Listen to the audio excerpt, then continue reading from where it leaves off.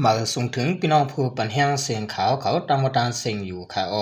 วันเมื่อในตุกเมียอยู่ในวันที่28เดือนธันวาคมปี2026ในทะเลข่าวเลยบ่ตั้ง3หัวข้อข่าวเสที่มาต่างถึงในพี่น้องผู้ปันแห้งเขากว่าอยู่ค่ะหัวข้อข่าวที่1ผลลมเลี้ยงพัดดีเมืองคางและตึงตะลือหัวข้อข่าวที่2คุณนิมุกอ่อนเอาอินเฮียงกวนใน PNL ตา60กวางเครื่องปัน PNOหัวข้อข่าวที่3กวนเมืองแสนวีกำพอง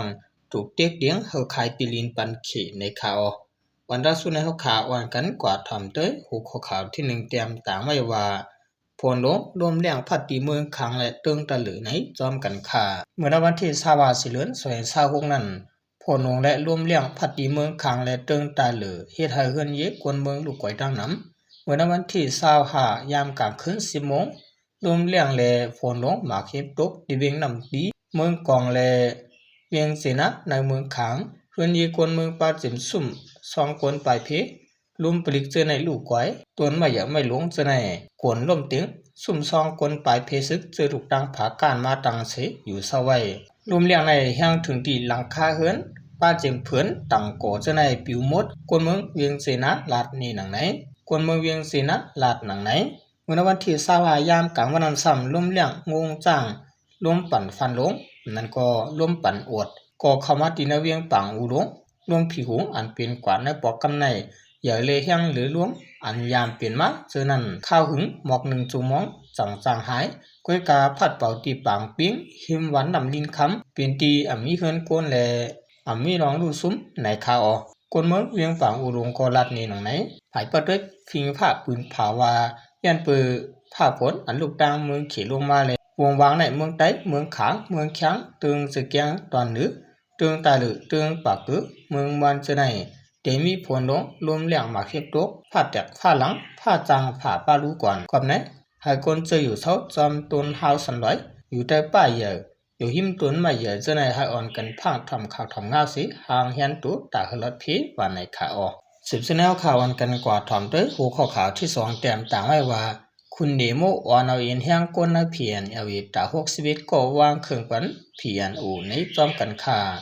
จุมทับซึกปวดป่วยเจอจัดโป PNL อันจุมขุนตานสไลคุณเนโมวันตรงหนึ่งไว้ในพื้นที่ทุ่งเกินทุลง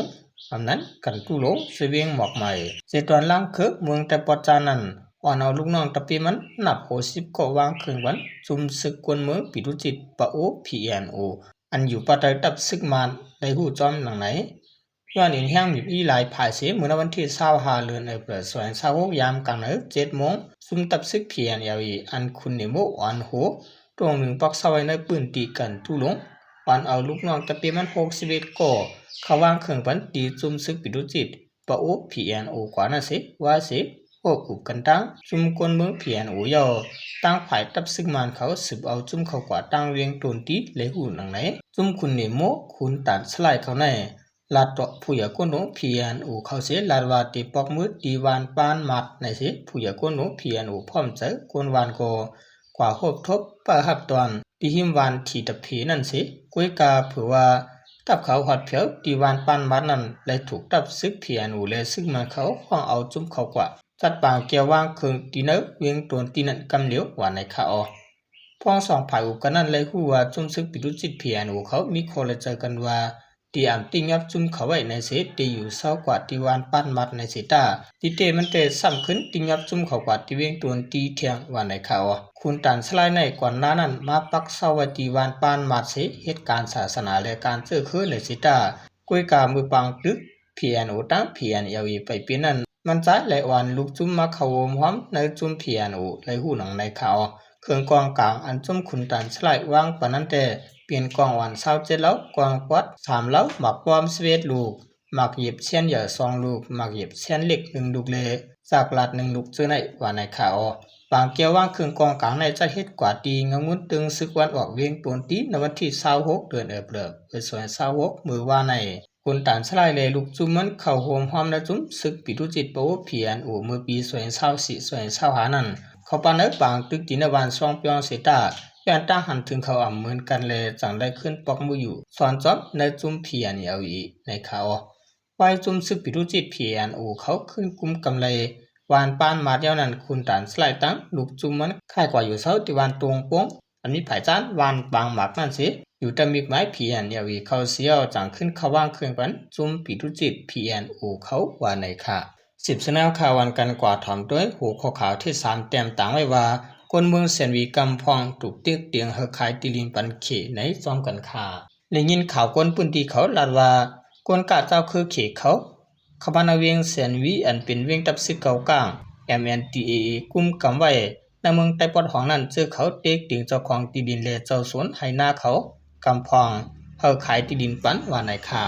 คนกะเจ้าคือเขในขมาตินเวียงเซนวีถึงเลย1 ปียาวและหัวเจอเขาหาซื้อติลินอันจับตั้งลงและติลินอันจับเวียงฉะนั้นคนเมืองปืนดีกว่า1 ลาดว่าปอดด้วยภายนอกมันแต่และหัวเป็นเวียงเสียนวิขึ้นเยอะมาหรือกับหมอก3 ปุ่นเขาสร้างห้องหรือเสาโครงจากโครงการนำมากุยกาปมาด้วยเนินมันติเจ้าของมันก็เป็นเจ้าคือเขเขาก้วยเจ้าคือเขก็อยู่เศร้านำมาติ